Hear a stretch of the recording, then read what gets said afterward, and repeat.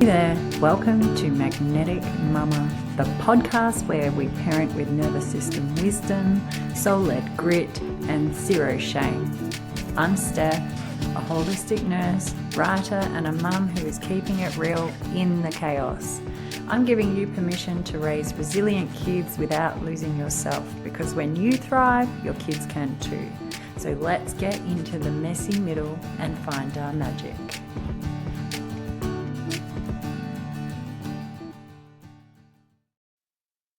Hey there, and welcome back to Magnetic Mama. Today's episode is a little bit different. It's not super structured, it's not polished, and it's not perfectly researched because it's real-time reflection. We are currently in Victoria, in Australia. We're in the first set of holidays of the school year, which happens to land on Easter.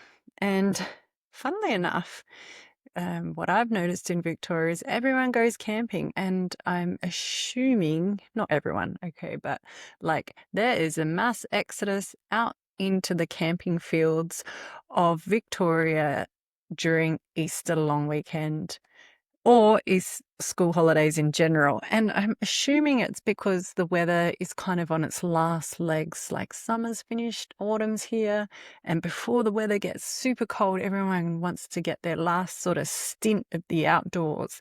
So this year we jumped on the bandwagon and we went camping. And I grew up camping. I love camping. But our camping was pretty different back in my day to the camping we've been doing, because we have a camper van and we stayed in caravan parks, whereas back in my day, our camping expeditions included filling up our little ski boats on the Murray and packing all our camping gear that we needed for a week, and we headed up to a sandbar on the other side of the river, and it was free. We didn't pay for it, and that was our camping, just literally on a sandbar with our boats and the kangaroos on Kataraka Island, like very old school camping. But anyway, I digress. Back to school holidays, Easter camping with my kids and my family and their friends. And it was something really interesting dawned on me about camping. These holidays got me thinking about the idea of legacy parenting, but not in the way that we usually think about it. Not in achievements, not in outcomes, not in what our kids are going to become, but more about what they feel and what they remember and what gets imprinted into their nervous system through ordinary, slightly chaotic, very human moments.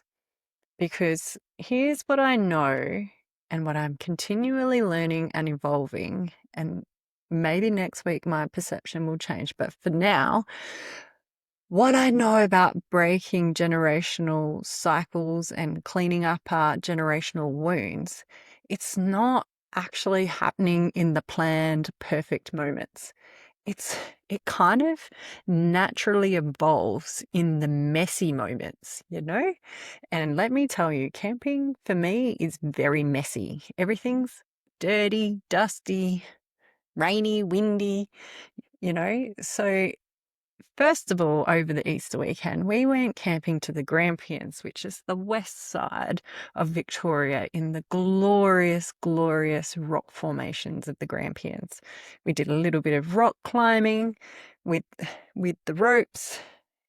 Thanks, Haradu. And we did a little bushwalk, and it was like glorious fresh air. We had winery dinner, and like the kids loved it. Then we got home slightly unpacked, half unpacked, and then repacked and went over to the east side to Venus Bay, which is more coastal, beautiful, long beaches with sand dunes. It's divine. But if anyone knows Venus Bay, you'll know that the weather can turn. And I tell you, it did. Well, to be fair, when I was checking the weather all week, it was like, it's not ideal, but she'll be right. On the morning that we were packing the camper van, getting ready to go, it was like rain all weekend. And I thought, ooh, not great, but we'll give it a go. And rain it did, wind it did, sideways kind of hail, and the kind of weather where the logical person would be, why did you do that? Let's pack up and go home. And this is not relaxing, and I definitely thought that more than once throughout this weekend. And there was this moment where there was this tiny bit of sunshine. And I was like, all right, let's go try and hit the beach for this moment of clear skies. And yeah, there was clear skies for a second. And then at what seemed like out of nowhere, there was this torrential rain that had like hardcore little teeny tiny hail slash like snowflakes, proper howling wind and sand whipping, where we literally dove for the sand dunes for safety. And I remember thinking, what the hell? Where did that come from? And like, oh my, but like, this is just nuts. But the kids were in hysterics. They were laughing. They were rolling around. They were alive. They were present and they were in it. And it was the talk for the rest of the camp, that's for sure. And it's the moments like these that stay with us because it wasn't comfortable. We were cold. We were sand whipped. We were wet. And the wind just kept going. It wasn't planned, and it was definitely not something I would have chosen if I had tried to create the perfect family memory. But you know what? It was real. And I think that's it. That is exactly what breaks the cycles. Not the curated moments, not the, structured, planned ones. Those real, unexpected moments just stay with you. And so when I kind of reflected on this and zoomed out, it made so much sense, right? Like, because kids don't actually want perfection. And, in fact, they probably prefer conditions that have movement, novelty, shared experience, this like little bit of risk and a little bit of unpredictability. And that's what actually lights up their nervous system in a healthy way. That's what creates this aliveness. And that's where the generational patterns can come in. Because so many of us, potentially so many of us, but me in particular, grew up in homes where unpredictability wasn't safe, where chaos meant something was wrong, and where a storm, literal or emotional, meant danger. So we can learn to control things, to schedule things, to optimize things, and we bring that into our parenting. We make everything so structured and scheduled, managed and safe. Oh my God, how are not the whole modern parenting world like obsessed with trying to wrap our kids in bubble wrap and keep them safe?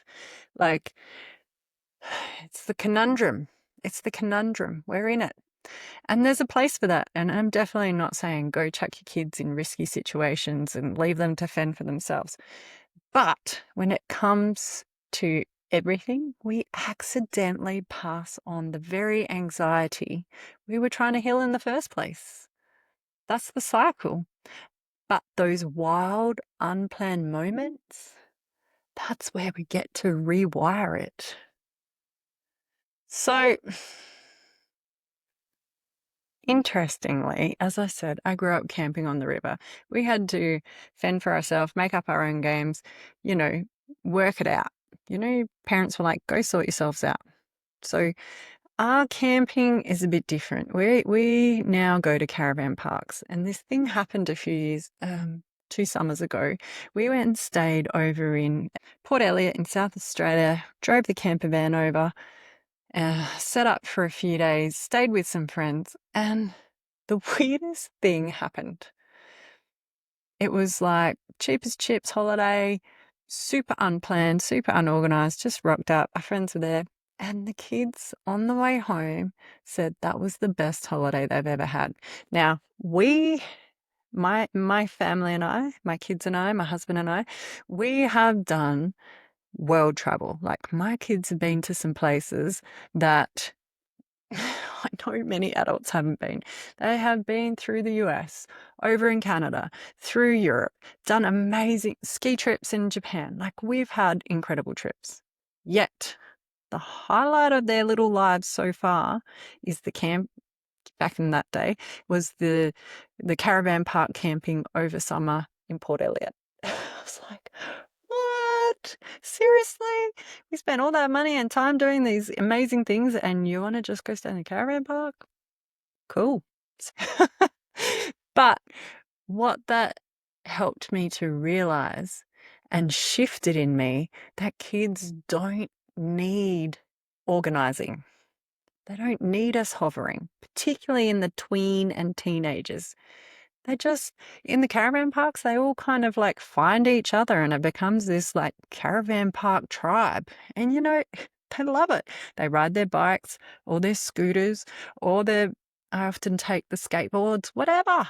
And they just go and make up their own games. All different ages, different families, no labels, no pressure. And suddenly they're gone for hours and they come back sandy, tired, happy, full of stories and little incidences that happened during the day.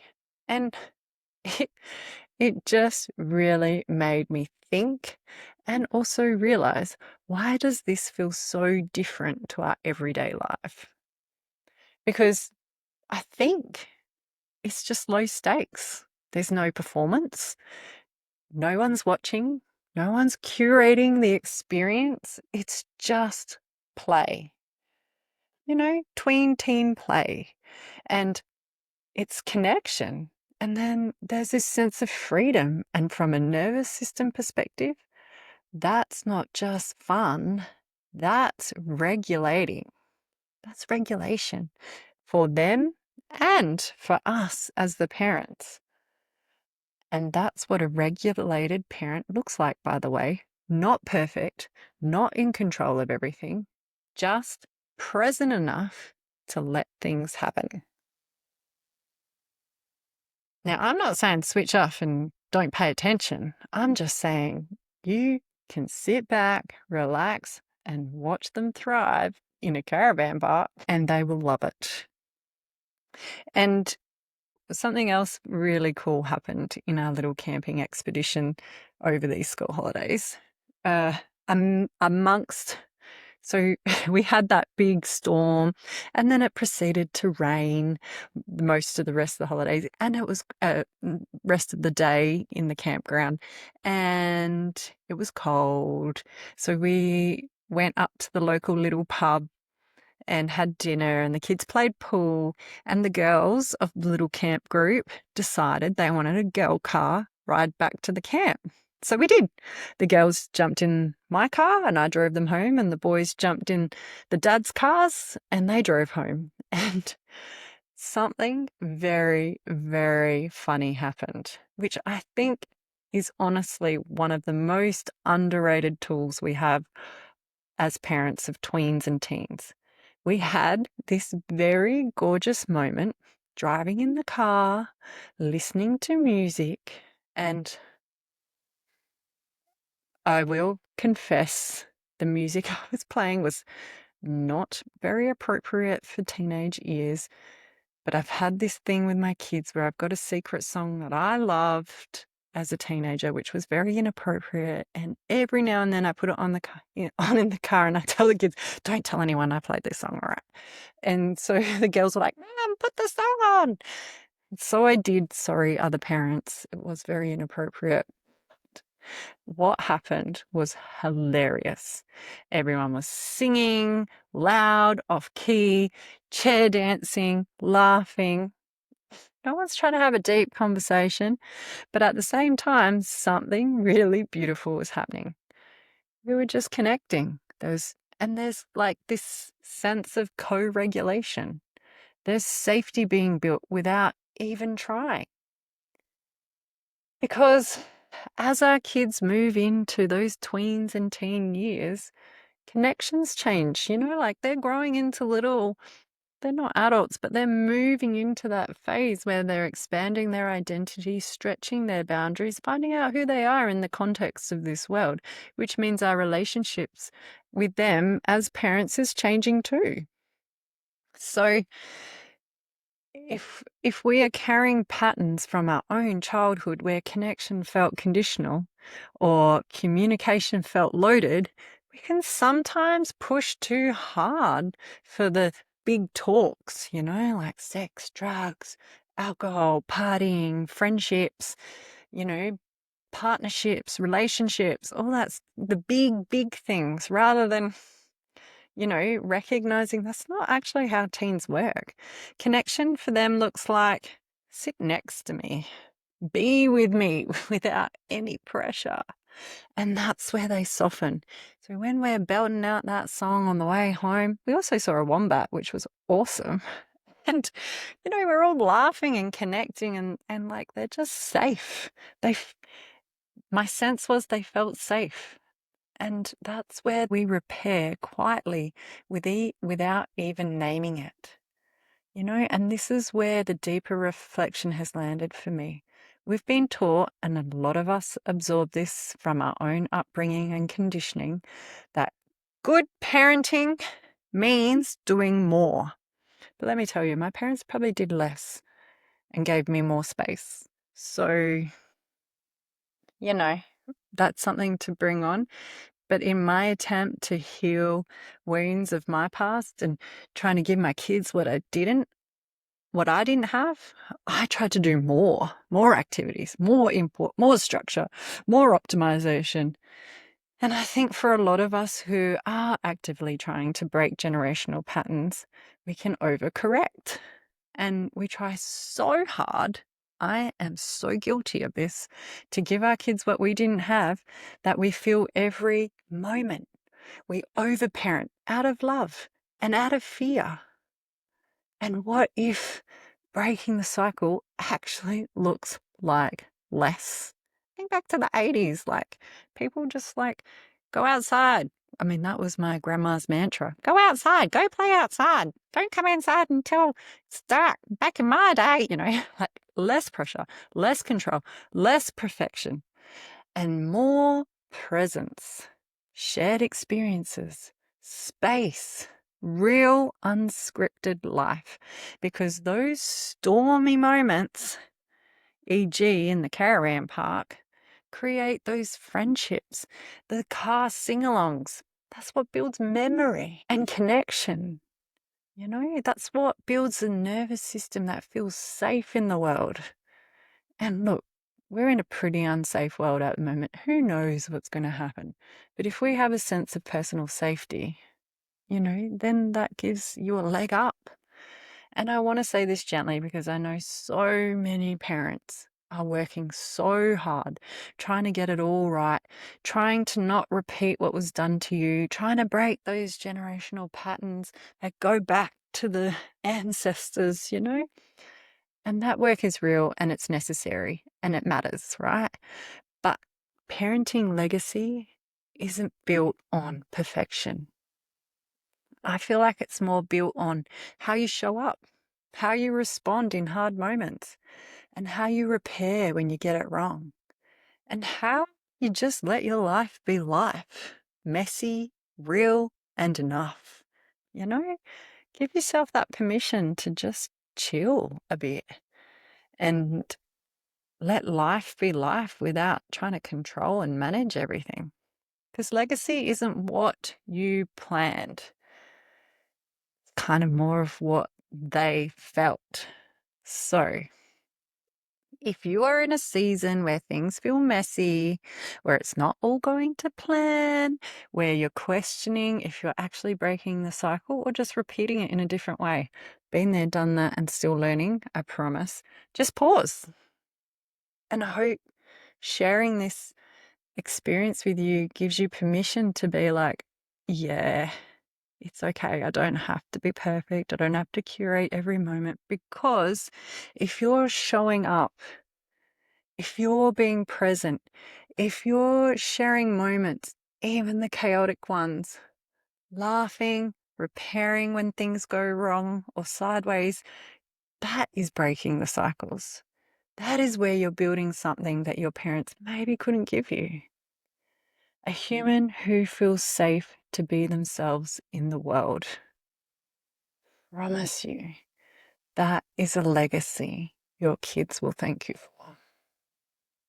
So, if this is something you want more support with, I have curated a little program with some tools for regulation and repair to help build confidence in just being okay with being enough. If this is something you want more support with, more steadiness, more tools for regulation and repair, more confidence that you're actually changing things, that's exactly where I go a little bit deeper into a program that I've created called the Nervous System Reset for Parents. I'll put the link in the show notes. It's just a 1-hour workshop, hopefully to help you find space and tools to just bring you back into the present moment, to take some time to listen to yourself, because my belief is that we all intuitively know, right? But sometimes society, conditioning, environment, life, DNA, ancestral, generational wounds, like it gets noisy in there.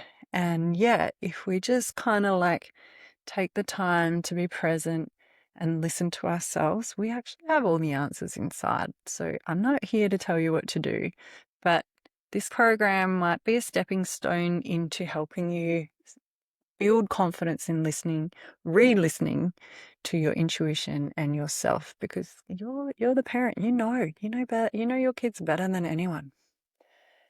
So it's not to make you perfect, but it is to help demonstrate how showing up regulated and more connected is going to help break generational cycles, and you can do it yourself.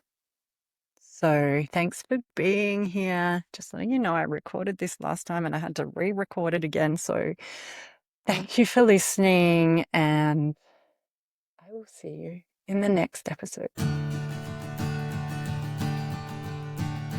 Thanks for listening to Magnetic Mama. If this resonated, leave a comment. I love to read every single one. And for deeper support, don't forget to check out the community on Substack.